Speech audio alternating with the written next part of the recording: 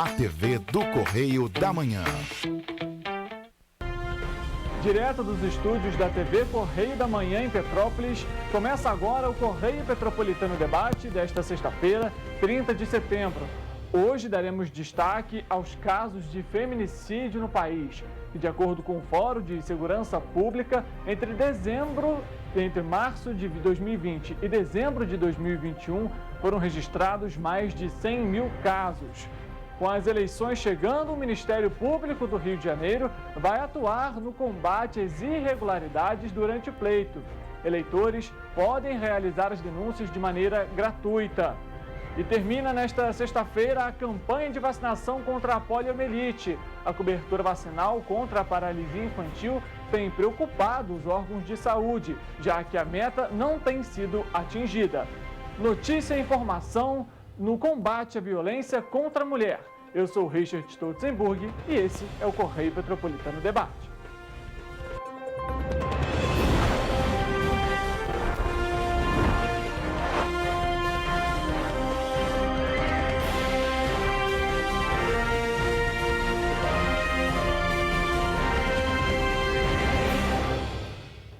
Olá, muito boa tarde para você. Hoje, sexta-feira, começando mais uma edição do Correio Petropolitano Debate. A gente começa falando sobre a ouvidoria do Ministério Público, que vai estar de plantão durante o próximo domingo de eleições para atuar no combate às irregularidades durante o pleito.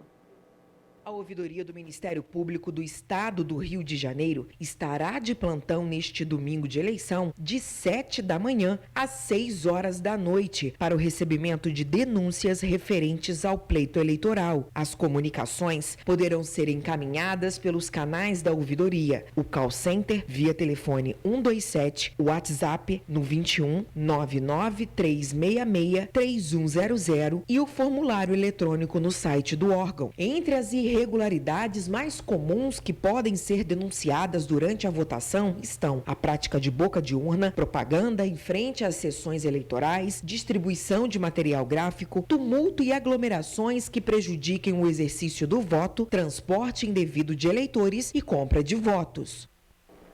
As denúncias recebidas pela ouvidoria no domingo vão ser encaminhadas ao Centro de Apoio Operacional das Promotorias Eleitorais, que também estará de plantão para acionar os promotores eleitorais presentes nas zonas eleitorais, fiscalizando as sessões.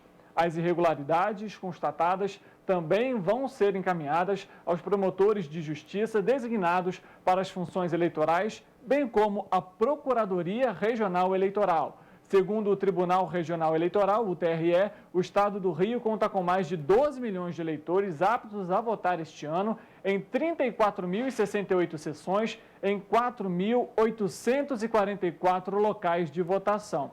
Próxima eleição, então agora, dia 2 de outubro, você, como a gente sempre traz aqui, vote com responsabilidade, viu? Olha, e termina hoje a campanha de vacinação contra a poliomielite e também a campanha de multivacinação. O público-alvo da campanha são crianças menores de 5 anos. A campanha de vacinação contra a poliomielite e multivacinação termina hoje, dia 30, em todo o país. O objetivo é reforçar as campanhas vacinais contra a polio e outras doenças que podem ser prevenidas, além de evitar a reintrodução de vírus que já foram eliminados no Brasil. A campanha chegou a ser prorrogada pelo Ministério da Saúde por causa da baixa adesão. As doses estão disponíveis em mais de 40 mil salas de vacinação. A meta da pasta é imunizar 95% do público-alvo, formado por 14,3 milhões de crianças menores de 5 anos de idade. De acordo com o último balanço disponibilizado pela pasta, até o momento, 54,21% do público-alvo foi imunizado. Em nota, o Ministério destacou que o Brasil é referência mundial em imunização e conta com um dos maiores programas de vacinação do mundo. Anualmente, o Programa Nacional de Imunizações aplica cerca de 100 milhões de doses. O Sistema Único de Saúde, segundo a pasta, tem capacidade para vacinar 1 milhão de pessoas por dia. De acordo com a Secretaria Municipal de Saúde, em Petrópolis, a cobertura vacinal contra a poliomielite desse ano atingiu 57,15%, que inclusive está acima da média nacional, que de acordo com o Ministério da Saúde é cerca de 54,23%. mas ainda assim é um nível muito abaixo do que é o necessário. A gente sabe que a meta é de 95%. E isso tem preocupado muitos especialistas por conta dessa queda na cobertura vacinal, que inclusive a gente vem noticiando frequentemente aqui na TV Correio da Manhã. Inclusive, a gente lembra que o Brasil perdeu o seu selo de certificação de erradicação contra o sarampo em 2019, justamente por conta da baixa cobertura vacinal contra a doença. São doenças que já têm a vacina, que a população deve ficar atenta aí. Pai responsável, leve o seu filho para se vacinar. Para você também, que já é adulto, que deixou de tomar alguma vacina, olhe a sua caderneta, vamos ser responsáveis aí com o calendário vacinal, que, como foi dito na matéria, no Brasil sempre foi referência, viu? Agora, olha, o Petropolitano deve ficar atento também, porque a Defesa Civil emitiu ontem um risco geológico da cidade. A gente tem imagem para mostrar para você, porque aponta que o distrito do centro está com um risco alto de deslizamentos. Como é possível, a gente vai mostrar daqui a pouco para você essa imagem, é necessário que a gente fique atento. Então, por exemplo, em portas, em janelas que estão emperradas, com dificuldade para abrir. E claro, a gente traz aqui, em casos de emergência, 199 é o telefone da Defesa Civil e 193 é o telefone do Corpo de Bombeiros. A Defesa Civil informou na última quinta-feira que deixou os pontos de apoio das localidades São Sebastião e Independência em alerta por conta do acúmulo de chuva para essas regiões. O acumulado pluviométrico para essas localidades é de 134 milímetros e 153 milímetros, respectivamente. Lembrando que a chuva permanece na cidade imperial e segue durante todo o fim de semana. Então, muita atenção, a gente sabe que Petrópolis ainda está muito debilitada nessa questão das chuvas. E, claro, período agora de chuva, né? Essa chuva é fina, ela encharca o solo, é preciso ter atenção. Os números 199 e 193 sempre à disposição. Olha, a Receita Federal paga nesta sexta-feira as restituições do 5º e último lote do Imposto de Renda para a Pessoa Física de 2022. O lote também contemplará restituições de anos anteriores. A campanha de vacinação contra a poliomielite e multivacinação termina hoje, dia 30, em todo o país. O objetivo é reforçar as campanhas vacinais contra a polio e outras doenças que podem ser prevenidas, além de evitar a reintrodução de vírus. Ao todo, mais de 1.200.000 contribuintes receberão. A campanha Ao todo, mais de 1.200.000 contribuintes receberão R$ 1.900 bilhões. Desse total, mais de 1 milhão são contribuintes não prioritários, que entregaram declarações neste ano ou retificaram declarações de exercícios anteriores. O restante tem prioridade legal, sendo 5.201 idosos acima de 80 anos, 36.492 entre 60 e 79 anos e 4.247 contribuintes com alguma deficiência física, mental ou doença grave. A restituição será paga diretamente na conta bancária informada na declaração de imposto de renda, de forma direta ou por indicação de chave Pix. A consulta ainda pode ser feita na página da Receita Federal na internet. Basta o contribuinte clicar no campo Meu Imposto de Renda e, em seguida, consultar restituição. A verificação também pode ser feita no aplicativo Meu Imposto de Renda, que está disponível para os smartphones com sistemas Android e iOS. Olha, o ministro Luiz Roberto Barroso, do Supremo Tribunal Federal, determinou na noite de ontem, quinta-feira, que o transporte público seja mantido em níveis normais durante o domingo, né, que é o primeiro turno das eleições. Na decisão, Barroso diz que é exigível dos gestores de sistemas de transporte público de passageiros que mantenham o seu funcionamento em níveis normais na quantidade e frequência necessárias ao deslocamento dos eleitores de suas residências até as sessões eleitorais. A eventual redução na oferta normal do serviço de transporte público, de forma deliberada ou não, importa em grave violação aos direitos políticos dos cidadãos, acrescentou o ministro.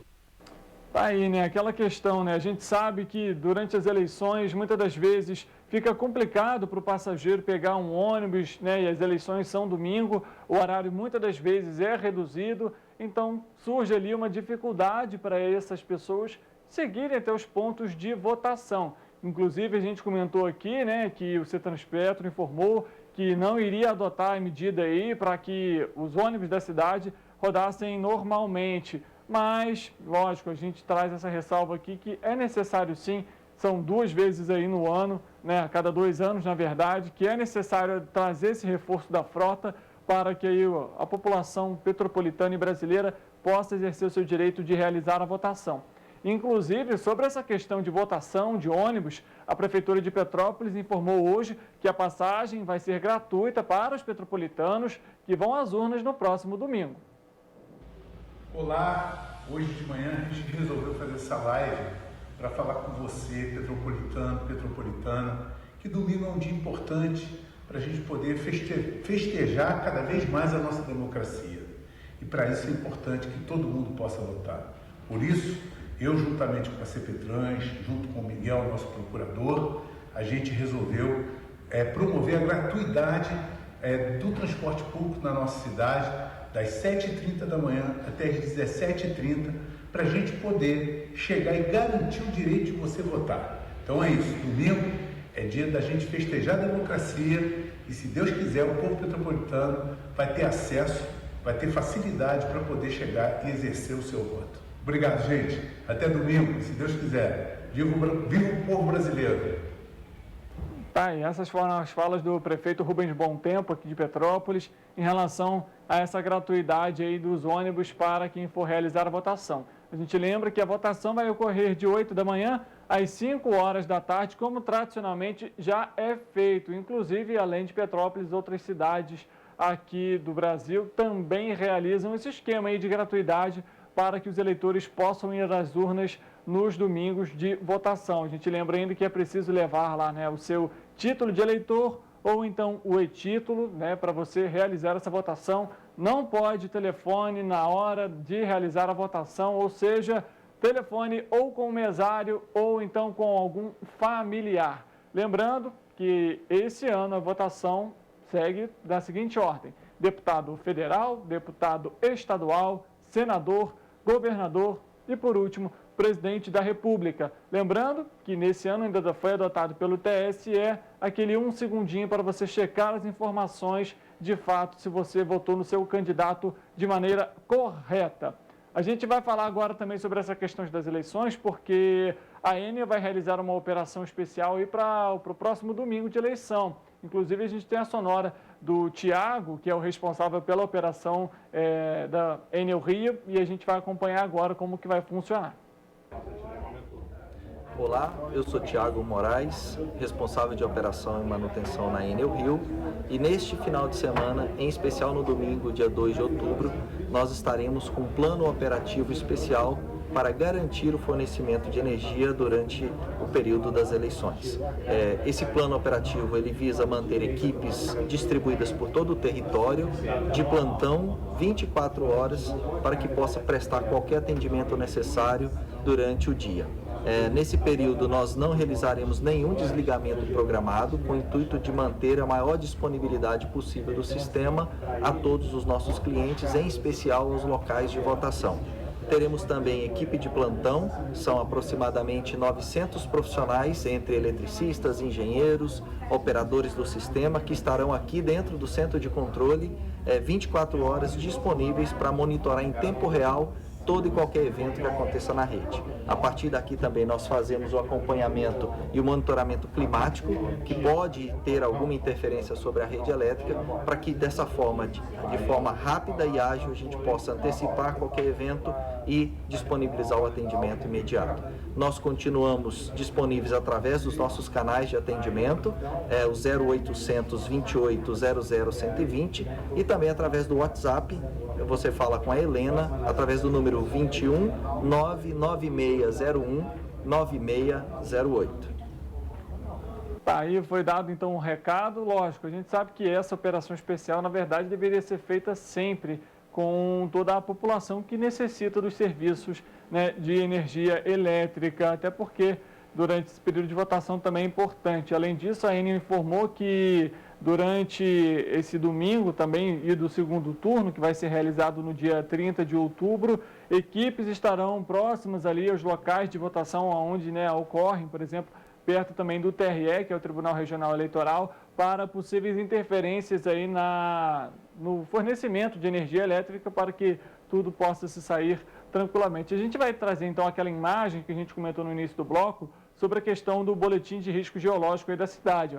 Como você pode ver, o distrito do centro aqui com risco alto e também alguns outros distritos ali como Cascatinha, Itamaraty e Correios com um nível médio e nível baixo para já os distritos da Posse e também lá na região de Itaipava. Como a gente orientou logo aqui cedo, é importante ficar atento a essas questões relacionadas à chuva, às sirenes também, principalmente nas localidades do São Sebastião, que foi o que a gente comentou aqui, e também do Independência. E, é claro, os telefones, como a gente comentou, 199 Defesa Civil, 193 Corpo de Bombeiros, em casos de ocorrência. E, claro, procure sempre um ponto seguro próximo à sua casa. Olha, a gente está comentando aqui sobre as eleições, é claro, a gente não pode deixar de falar e que, inclusive, no próximo domingo, a TV Correio da Manhã, vai estar nas ruas para trazer para você, leitor, tudo o que está acontecendo durante as eleições, viu? A gente tem aqui um recadinho para você, a gente mostra agora.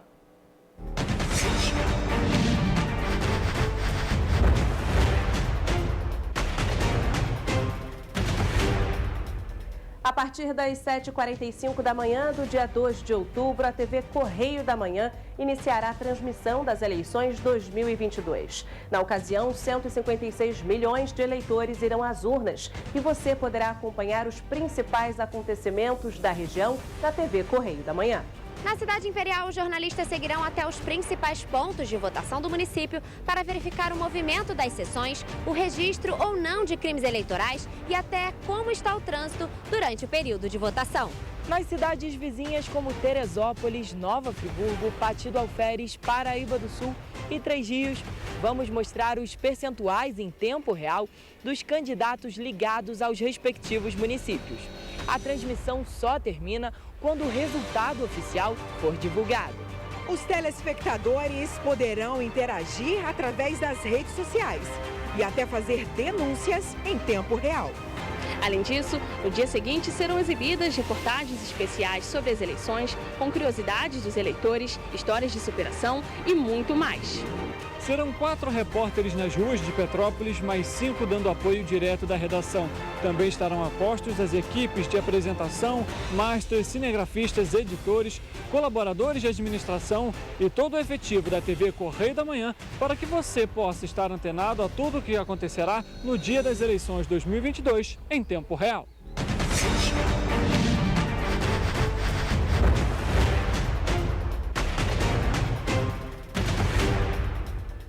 Tá, e o recado foi dado, viu? Próximo domingo a TV Correio da Manhã estará ligada em tudo que estará acontecendo durante as eleições. E você pode participar conosco durante essas transmissões ao vivo. Mande para cá o seu recado, a sua denúncia, porque a gente sabe, muitas das vezes acontece em boca de urna. Então, estamos aqui para denunciar isso. E claro que você, do outro lado, é o nosso convidado, tanto para a cobertura, tanto para participar de toda a transmissão que vai ocorrer durante o próximo domingo, viu? O recado foi dado, eleições a gente sabe aqui, sempre trazendo para você toda a informação com credibilidade, com agilidade, para que você que está em casa nos acompanhando não perca sequer uma informação do que é relevante e, claro, que move a nossa vida, né? Olha, a gente vai para um rápido intervalo e a gente volta daqui a pouco para trazer, então, a entrevista relacionada ao que a gente deu destaque no início do programa, relacionada ao feminicídio. A gente vai conversar com a coordenadora do CRAN de Petrópolis para entender um pouco de como que funciona esse trabalho aqui na cidade e, claro, entender um pouco de como é essa situação, principalmente para as mulheres que sofrem agressão. A gente volta já já.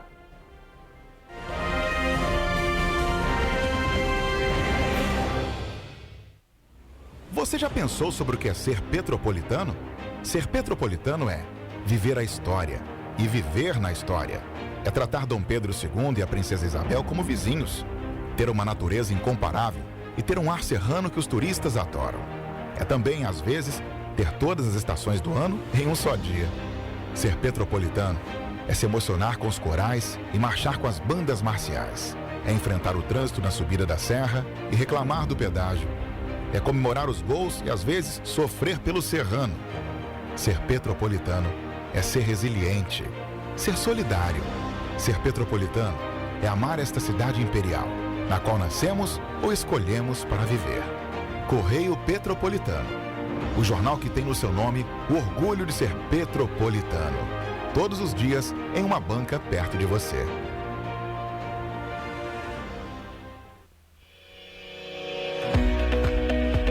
Olá, amigo e amiga. Estamos chegando ao meio do ano. Esta época de tempo mais frio contribui para espalhar doenças respiratórias, incluindo a temida Covid-19. Você que não deixa de cuidar da sua saúde, confira sua caderneta de vacinação e não perca a oportunidade de atualizar o seu calendário de vacinas. É simples e faz bem a você e a quem vive ao seu redor. Acesse o site novaiguaçu.rj.gov.br. Procure o ponto de vacinação mais próximo e tome todas as doses recomendadas para a sua idade. Não perca tempo, pegue a sua caderneta e coloque a sua vacina em dia. Aproveita e confere a caderneta de toda a família também, tá? Juntos vamos seguir vencendo a Covid-19. Não vacile, vacine. Prefeitura de Nova Iguaçu. Você já pensou sobre o que é ser petropolitano? Ser petropolitano é viver a história e viver na história. É tratar Dom Pedro II e a Princesa Isabel como vizinhos. Ter uma natureza incomparável e ter um ar serrano que os turistas adoram. É também, às vezes, ter todas as estações do ano em um só dia. Ser petropolitano é se emocionar com os corais e marchar com as bandas marciais. É enfrentar o trânsito na subida da serra e reclamar do pedágio. É comemorar os gols e, às vezes, sofrer pelo serrano. Ser petropolitano é ser resiliente, ser solidário. Ser petropolitano é amar esta cidade imperial, na qual nascemos ou escolhemos para viver. Correio Petropolitano, o jornal que tem no seu nome o orgulho de ser petropolitano. Todos os dias em uma banca perto de você.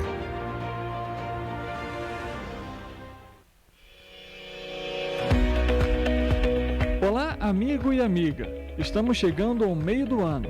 Esta época de tempo mais frio contribui para espalhar doenças respiratórias, incluindo a temida Covid-19. Você que não deixa de cuidar da sua saúde, confira sua caderneta de vacinação e não perca a oportunidade de atualizar o seu calendário de vacinas. É simples e faz bem a você e a quem vive ao seu redor. Acesse o site novaiguaçu.rj.gov.br. Procure o ponto de vacinação mais próximo e tome todas as doses recomendadas para a sua idade. Não perca tempo, pegue a sua caderneta e coloque a sua vacina em dia. Aproveita e confere a caderneta de toda a família também, tá? Juntos vamos seguir vencendo a Covid-19. Não vacile, vacine. Prefeitura de Nova Iguaçu. Você já pensou sobre o que é ser petropolitano? Ser petropolitano é viver a história e viver na história. É tratar Dom Pedro II e a Princesa Isabel como vizinhos. Ter uma natureza incomparável e ter um ar serrano que os turistas adoram. É também, às vezes, ter todas as estações do ano em um só dia. Ser petropolitano é se emocionar com os corais e marchar com as bandas marciais. É enfrentar o trânsito na subida da serra e reclamar do pedágio. É comemorar os gols e, às vezes, sofrer pelo serrano. Ser petropolitano é ser resiliente, ser solidário. Ser petropolitano é amar esta cidade imperial, na qual nascemos ou escolhemos para viver.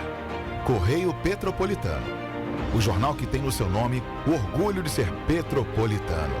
Todos os dias em uma banca perto de você.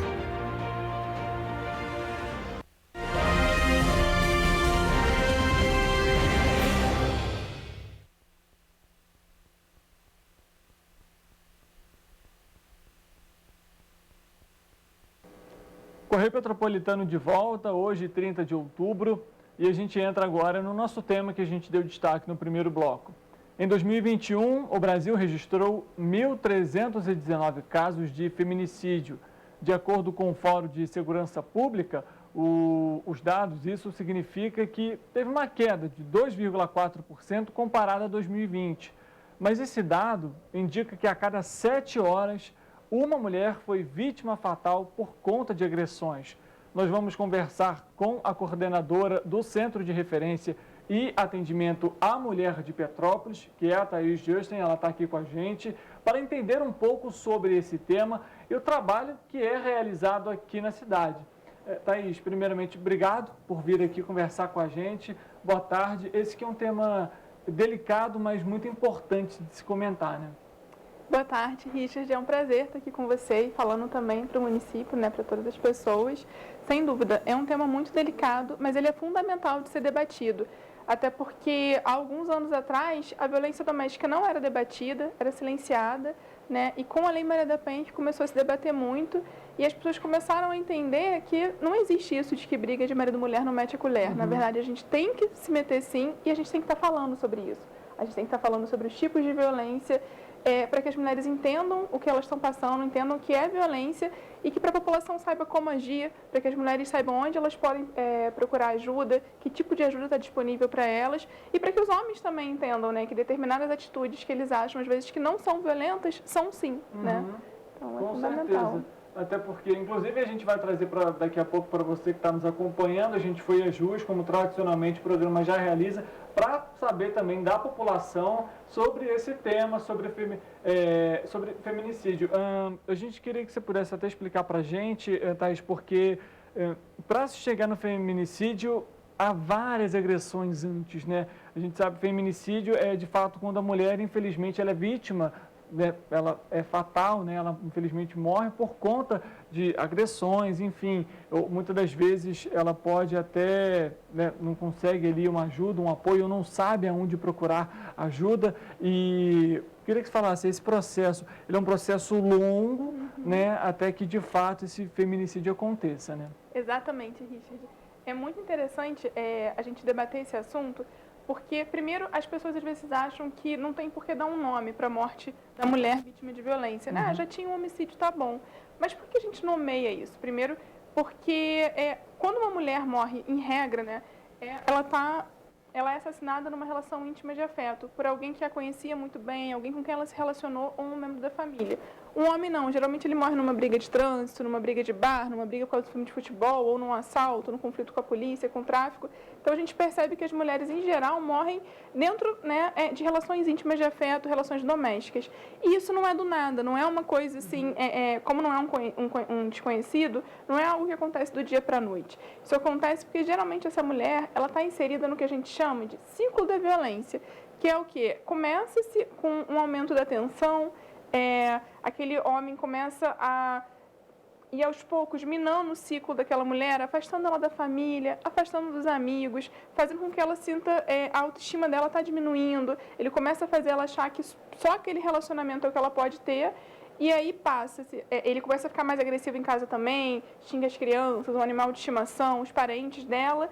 E aí daí passa para o ato do incidente de agressão mesmo. E depois ele pede desculpas, ele começa a tratar melhor, ele vem com várias promessas e ela acha que ele vai mudar. Só que a tendência, isso é um ciclo, e a tendência é que cada uma dessas fases vai sendo menor até que chega até a morte, né? O feminicídio em si, ou também pode acontecer de chegar ao que a gente chama de morte psicológica daquela mulher, que é aquela mulher que você olha e você enxerga assim que ela é um zumbi, sabe? Ela não tem mais vida, ela não sabe mais quem ela é, ela não sabe do que ela gosta.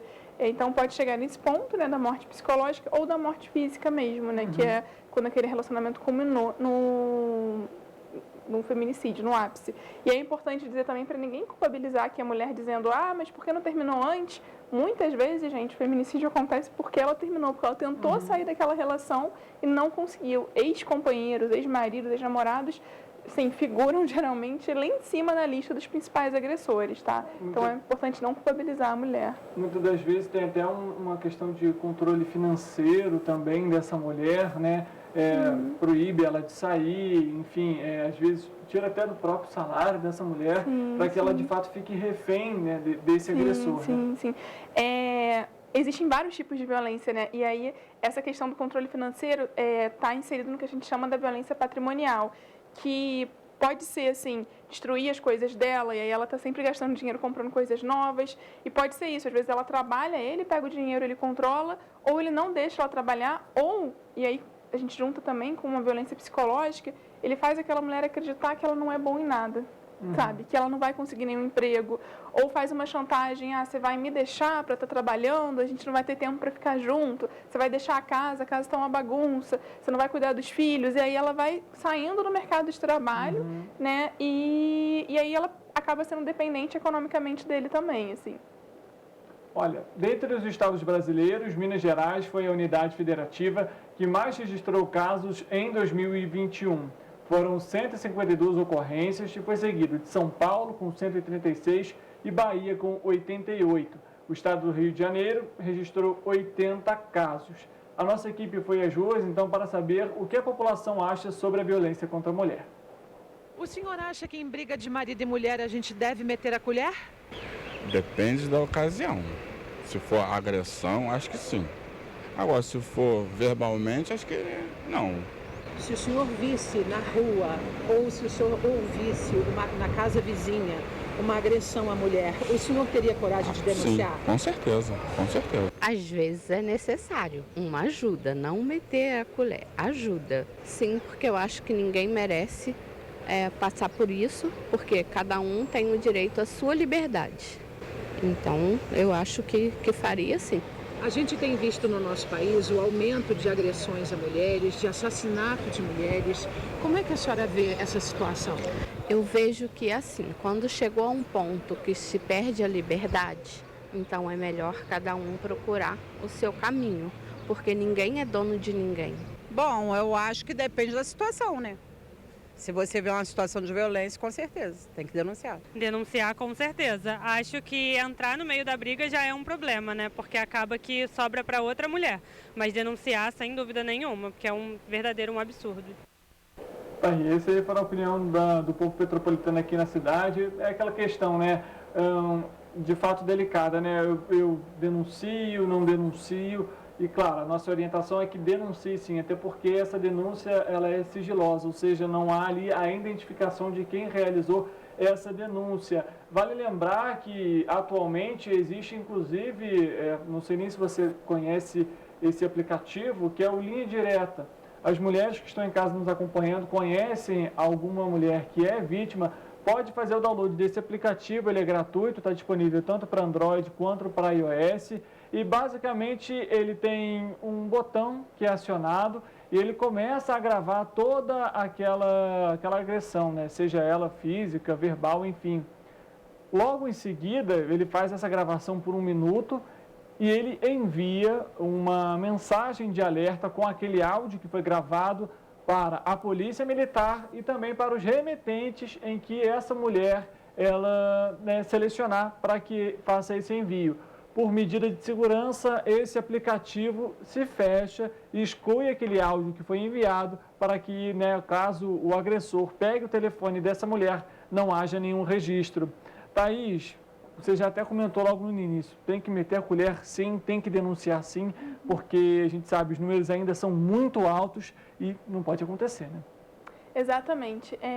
Muitas pessoas ficam na dúvida assim, mas será que eu posso? Será que a polícia vai vir? E se ela falar que é mentira? E se ela falar que não quer a intervenção policial? Hoje em dia, a gente tem o que a gente chama a lesão corporal contra a mulher é o que a gente chama de ação pública incondicionada, ou seja, mesmo que aquela vítima, por algum motivo, medo de que o agressor seja preso e morra na prisão, medo de que a família julgue por estar falando que ele bateu, mesmo que ela não queira, por algum motivo, fazer a denúncia, você que está ouvindo, se sabe que ela apanha, você pode sim ligar para a polícia e é uma obrigação da polícia ir, tá? Porque é um direito dela, não está apanhando, e é um direito da sociedade que mulheres não estejam apanhando. Então, mesmo que ela ali naquele momento de medo diga, mas eu nem queria que chamasse a polícia, você pode, tá? É importante saber disso e eu acho que a gente precisa entender que a gente tem que intervir sempre, tá? Mesmo quando não é também violência física. porque a gente precisa mostrar que a gente não tolera. Então, quando você está num grupo de amigos ou conhecidos, ou seu vizinho, alguém ali no trabalho, começa a humilhar, né? Aquele homem começa a humilhar aquela mulher, começa a xingar, de repente não bate nela, mas bate na parede, perto dela, ao invés de virar o rosto, de falar assim, é um relacionamento complicado, conturbado, diz pra ele, olha, isso está errado, você não pode agir assim. Sabe? Diz para aquela mulher, você não merece isso, vai buscar apoio, sabe? Eu estou aqui para te ajudar, vamos pensar em formas de você estar saindo desse relacionamento, existem outras formas de vida. Até porque uma das pessoas comentou ali que verbalmente não, mas é aquilo, né? Existem outras violências, inclusive a verbal, e muitas das vezes se inicia com essa violência, você, né, dá um xingamento, humilha essa mulher, e isso vai aos poucos avançando e aí, consequentemente, vem um ato mais agressivo, não no primeiro momento talvez de agredir a mulher, mas como a Thaís comentou, de agredir os móveis, de tacar alguma coisa e logo em seguida aí sim, de fato, vem essa agressão física, né? Exatamente, é muito importante a gente saber que existem vários tipos de violência, né? A gente tem a violência psicológica, que é perseguir, que é humilhar, que é fazer aquela mulher se sentir assim, como se ela não valesse nada. A gente tem a violência moral, que é essa questão de xingar, de ficar falando mal dela, de mandar mensagem, foto íntima dela para outras pessoas. Tem a violência sexual, que não é só o estupro do desconhecido na rua, sabe? É não respeitar o corpo daquela mulher, é não permitir que ela use preservativo, é forçar relações que ela não queira. Mesmo a mulher casada não é obrigada a ter relação sem querer. A gente tem a violência patrimonial, né, que a gente já comentou um pouco, mas que, para além do que a gente já comentou, é quando destrói documento, é quando esconde documento do filho, é quando quebra o carro, o celular dessa mulher. E aí a gente às vezes pensa assim, mas se não bateu, tá tudo bem. Não tá tudo bem, não. Pelo que você falou, que vai escalonando até que pode chegar no ponto dessa mulher morrer. E não tá tudo bem, porque a gente não pode viver numa sociedade onde a gente naturaliza que uma pessoa fica xingando a outra, diminuindo a outra. Então a gente precisa repensar um pouco isso. Com certeza. Dados do Fórum de Segurança ainda apontam que entre 2019 e 2021 houve um aumento no número de agressores às mulheres, principalmente entre fevereiro e março de 2020, que foi o período mais crítico da pandemia. A média mensal durante o período de lockdown foi de 110 casos de feminicídio por mês. E aí entra naquela questão que a gente comentou, né? Muitos desses casos estão ali, né? Com o homem que deita do lado da cama, né? Com essa mulher, né? Exatamente. E é interessante a gente falar sobre isso, que muita gente pensa assim, a violência ela vai acontecer só naqueles casos mais extremos, né? Mas, na verdade, assim, gente, fim de semana, especialmente assim, sexta e sábado, à noite, depois que aquele cara voltou do bar, carnaval, e aí a pandemia, né, que ficaram trancafiados, acontece muita violência, assim.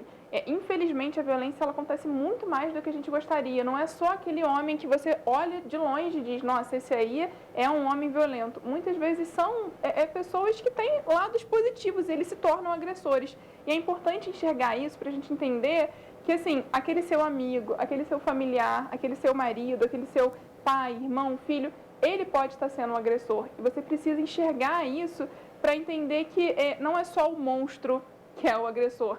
E a gente precisa denunciar todos eles, né? Mesmo aquela pessoa que também tenha aquele lado positivo, porque nenhuma mulher merece estar sofrendo a violência. Agora, Thaís, é fundamental que, lógico, essas denúncias ocorram e, às vezes, até por ser contra as mulheres, muitas das vezes os próprios homens ficam reclusos sobre esse assunto. E é necessário, de fato, que a população, né, masculina também tenha esse olhar crítico, esse olhar atento para esse tema. E eu ainda pergunto, por exemplo, um vizinho que sabe que a vizinha ela sofre esse tipo de violência e muitas das vezes ele quer fazer a denúncia e, né, fica aquela questão, poxa, mas eu tenho que ter provas. Essa pessoa, por um acaso, ela pode gravar um vídeo dessa discussão, né, dos barulhos, possivelmente das agressões, para que de alguma forma, mesmo que ele não tenha visivelmente, mas ele tenha aquele áudio para levar como prova que ela está sofrendo agressão? Sim, certamente. E é muito importante que ele tente pegar a prova que ele tenha para levar para a polícia e que ele se mostre também disposto a estar ouvindo essa mulher, a mostrar assim, olha, se você precisar de ajuda, eu estou te levando junto para a delegacia. Às vezes esses atos fazem muita diferença E uma coisa que eu acho importante também é que você falou que muitas vezes os homens ficam mais reclusos, né? Eu acho que é muito importante que os homens venham para essa luta com a gente, e inclusive, assim, numa rodinha de amigos, percebeu que algum deles falou, perdi a cabeça, dei um tapa nela, cuspi. Fala, isso é um absurdo, isso está errado, sabe? Como eu disse da outra vez, não é só aquele monstro desconhecido que comete o crime, às vezes é alguém ali do seu lado. E é importante se colocar e falar, olha, não acho que está certo tratar uma mulher assim, não acho que está certo. Porque às vezes é nessas conversas entre amigos que os homens podem fazer com que a consciência, né, das pessoas vá avançando, para que a gente viva numa sociedade em que se entendam que a violência doméstica ela não vai ser tolerada.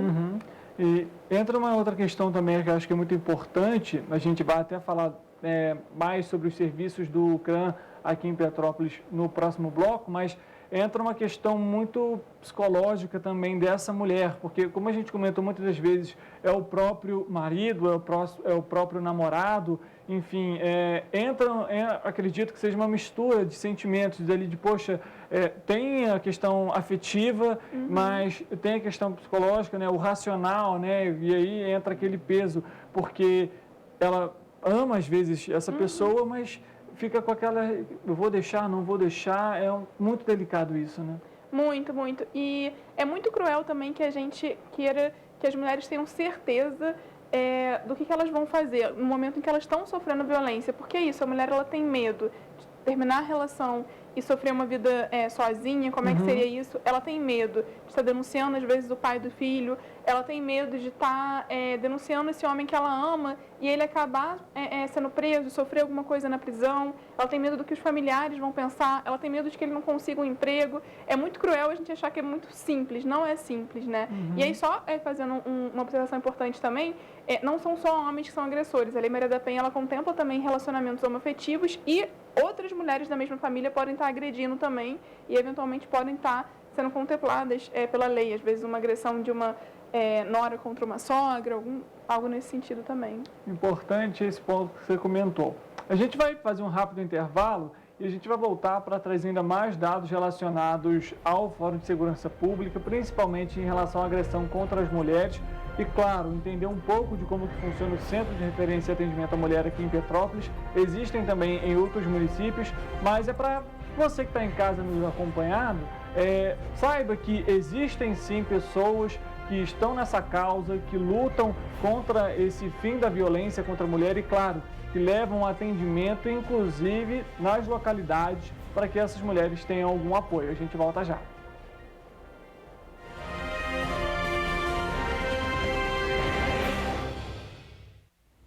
Você já pensou sobre o que é ser petropolitano?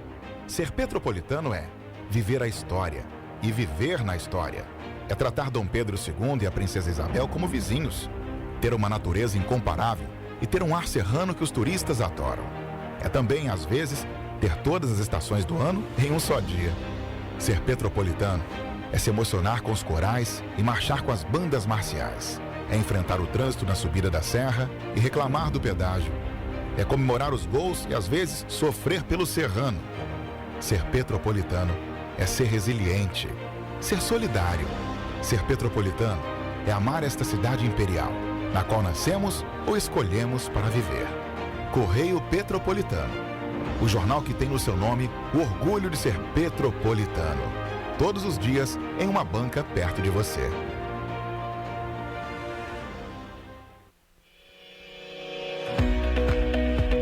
Olá, amigo e amiga. Esta época de tempo mais frio contribui para espalhar doenças respiratórias, incluindo a temida Covid-19.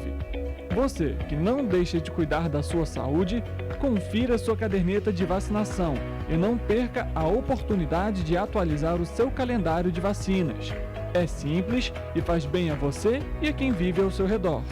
Acesse o site novaiguaçu.rj.gov.br. Procure o ponto de vacinação mais próximo e tome todas as doses recomendadas para a sua idade. Não perca tempo, pegue a sua caderneta e coloque a sua vacina em dia. Aproveita e confere a caderneta de toda a família também, tá? Juntos vamos seguir vencendo a Covid-19. Não vacile, vacine. Prefeitura de Nova Iguaçu.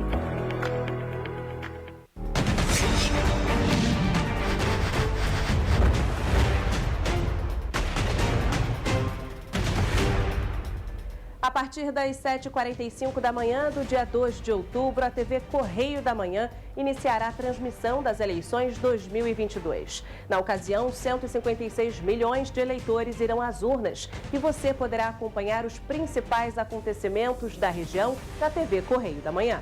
Na Cidade Imperial, os jornalistas seguirão até os principais pontos de votação do município para verificar o movimento das sessões, o registro ou não de crimes eleitorais e até como está o trânsito durante o período de votação. Nas cidades vizinhas como Teresópolis, Nova Friburgo, Pati do Alferes, Paraíba do Sul e Três Rios, vamos mostrar os percentuais em tempo real dos candidatos ligados aos respectivos municípios. A transmissão só termina quando o resultado oficial for divulgado. Os telespectadores poderão interagir através das redes sociais e até fazer denúncias em tempo real. Além disso, no dia seguinte serão exibidas reportagens especiais sobre as eleições, com curiosidades dos eleitores, histórias de superação e muito mais. Serão 4 repórteres nas ruas de Petrópolis, mais 5 dando apoio direto da redação. Também estarão a postos as equipes de apresentação, masters, cinegrafistas, editores, colaboradores de administração e todo o efetivo da TV Correio da Manhã para que você possa estar antenado a tudo o que acontecerá no dia das eleições 2022 em tempo real.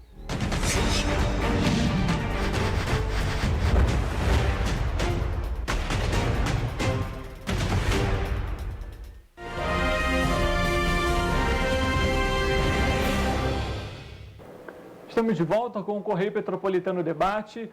O relatório do Fórum de Segurança Pública ainda aponta os casos de estupro e estupro de vulnerável.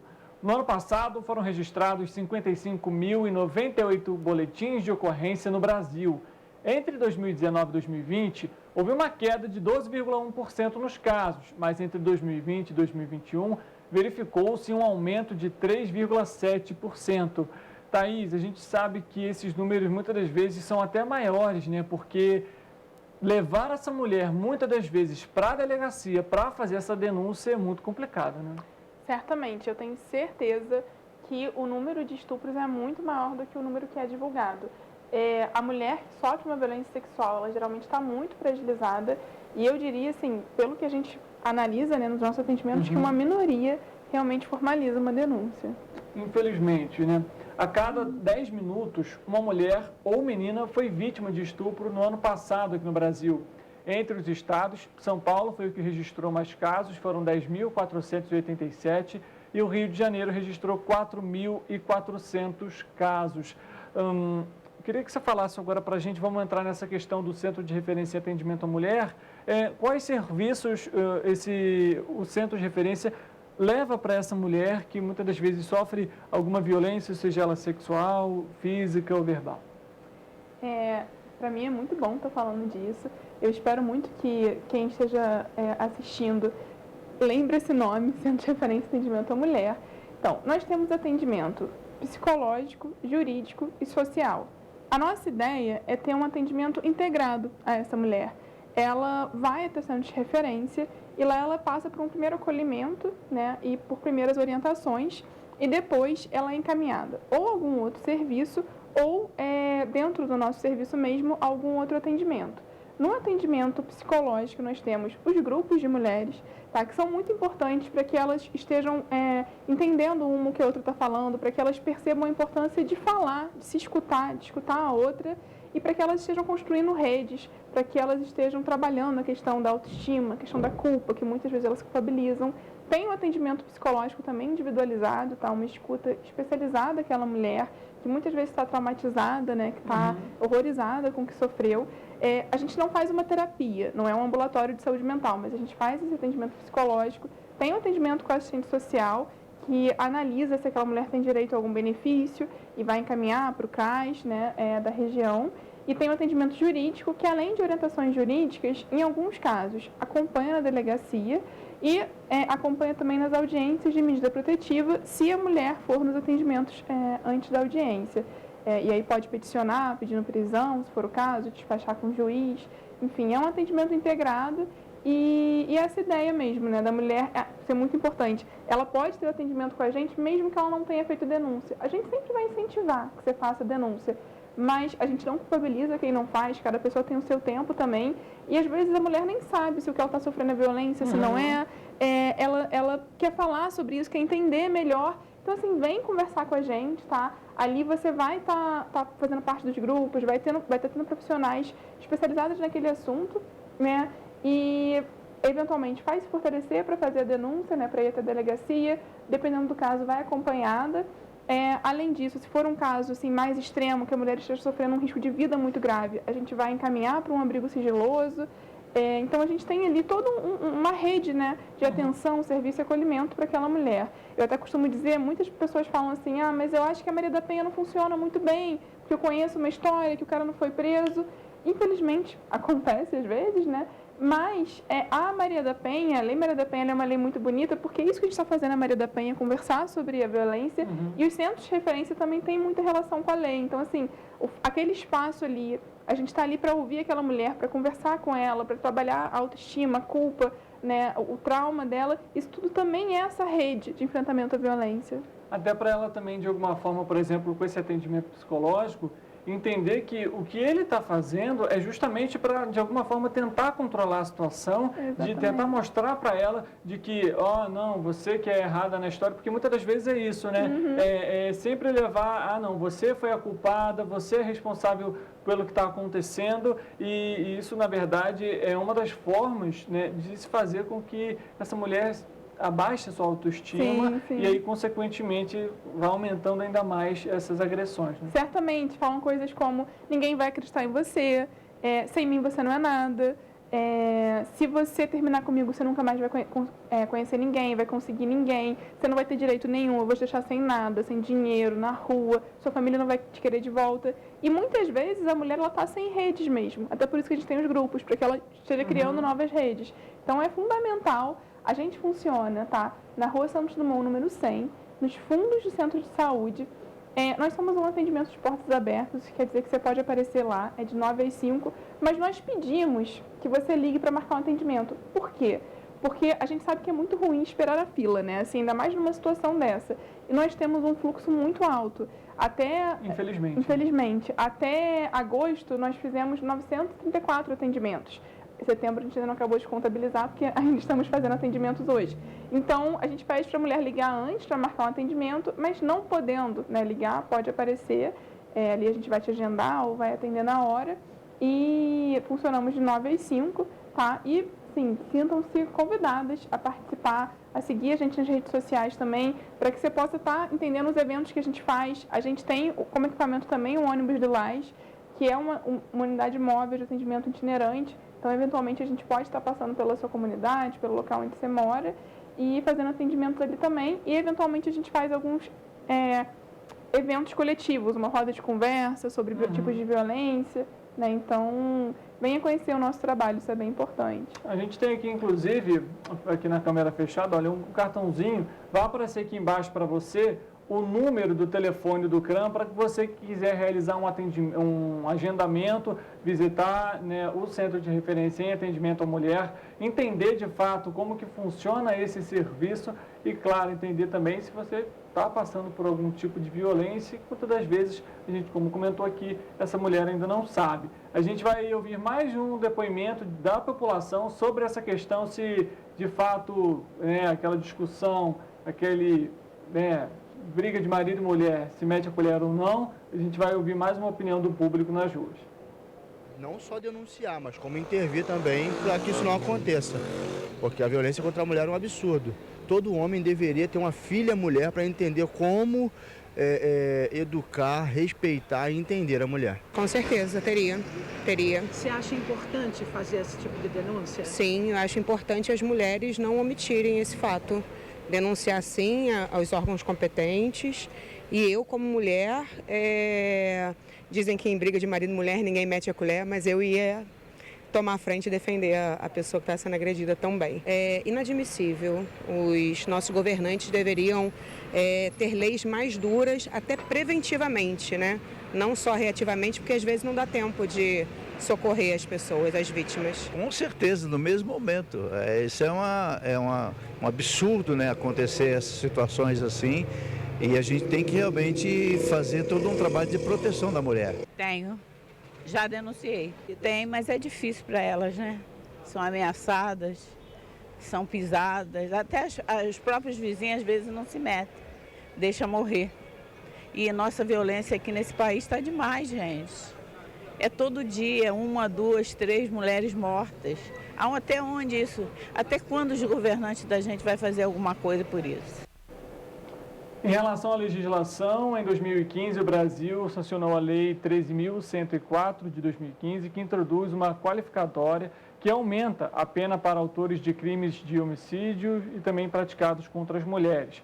A aplicação da qualificação eleva a pena mínima desse crime de 6 para 12 anos e a pena máxima de 20 para 30 anos. Thaís, eu pego uma fala do que o rapaz comentou ali que eu achei que é essencial. Ter uma filha, mulher, né, uma menina, eu acho que traz muito à tona essa questão da violência, né? Porque a partir do momento, né, nesse caso, que um pai vê a filha, por exemplo, sendo agredida, é aquele instinto, né? E acho que deveria ser assim, não, lógico, só com a filha, mas com a esposa, com a namorada, com a mãe, enfim, com todo tipo de mulher, né? Isso é muito importante, assim, que a gente muitas vezes vê os homens falando assim, mas a mulher que apanha ou a mulher que é estuprada é a mulher que não é direita. A minha esposa, a minha filha ou a minha mãe, isso não aconteceria com elas. E, na verdade, é o contrário, né? Todas as mulheres estão sujeitas a sofrer isso. Essa divisão entre mulher que é direita e não é direita, na verdade, é uma divisão só para justificar que algumas mulheres mereceriam. E é muito importante que os homens percebam isso, né? Que estejam junto com a gente nessa luta de entender que, assim, se sensibilizar mesmo, entender que nenhuma mulher merece. Nada justifica uma violência contra a mulher. Você comentou da questão do ônibus lilás. Qual a importância de levar esses atendimentos às comunidades? Até porque muitas das vezes essas mulheres elas não têm recursos, né? Já que a gente comentou aqui sobre essa violência patrimonial. Então, muitas das vezes ela não tem esse recurso ou às vezes por falta de financeiro, ou então por medo até de ir também, né? E às vezes ter que dar alguma desculpa, esse homem controla muito. Qual que é a importância de levar esse atendimento para as mulheres nas comunidades? Então, é fundamental que toda mulher tenha direito a um atendimento, né? E aí não só com o ônibus lilás, isso é importante também para você que está ouvindo a gente. Se você está sofrendo violência, você não teria como ligar para a gente ou ir até o CRAM, o local mais próximo de você, o posto de saúde da família, o CRAS, o local mais próximo, né, que é ali um equipamento da prefeitura, você pode se dirigir e falar, eu estou sofrendo violência, eu preciso de um atendimento do CRAM. E esse local ele vai entrar em contato com a gente e a gente vai propiciar esse atendimento, tá? A gente tem casos em que a gente foi fazer o atendimento no posto de saúde, em que a gente foi fazer o atendimento no CRAS. É óbvio que esses casos eles são a exceção, né? Porque nós temos um núcleo de atendimento nosso. Mas a gente sempre está em contato com a rede tem que estar funcionando. Mas aí sobre o ônibus lilás, o ônibus lilás, a ideia dele surgiu justamente na Marcha das Margaridas, que é a Marcha das Mulheres do Campo, pensando que toda mulher que mora em regiões mais distantes, que às vezes até tem o dinheiro da passagem, mas não consegue se locomover, vai demorar horas até chegar naquele serviço, ela merece também esse atendimento.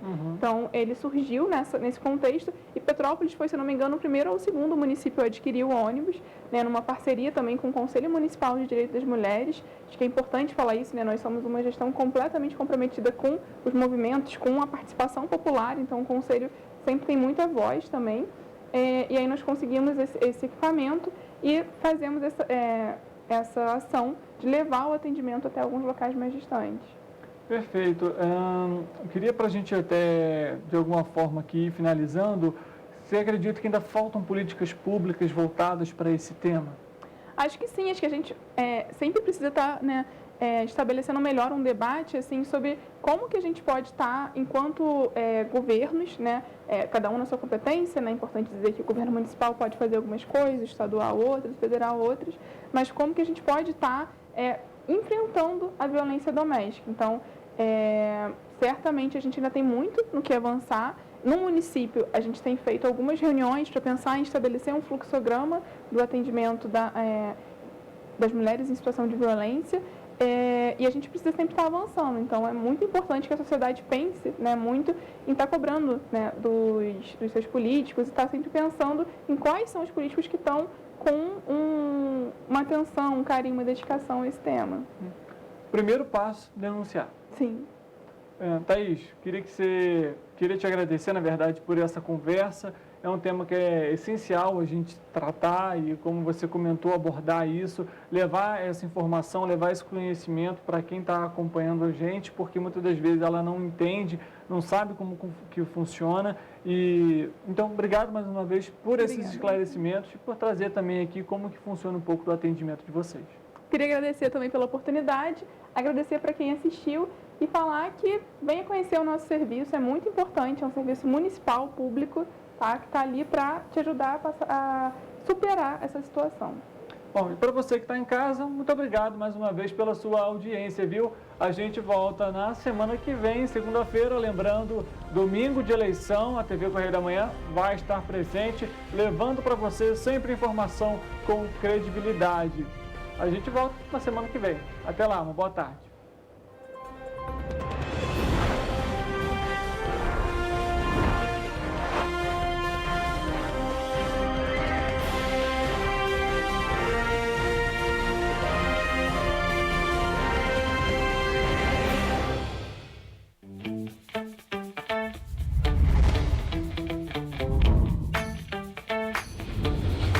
TVC, a TV do Correio da Manhã.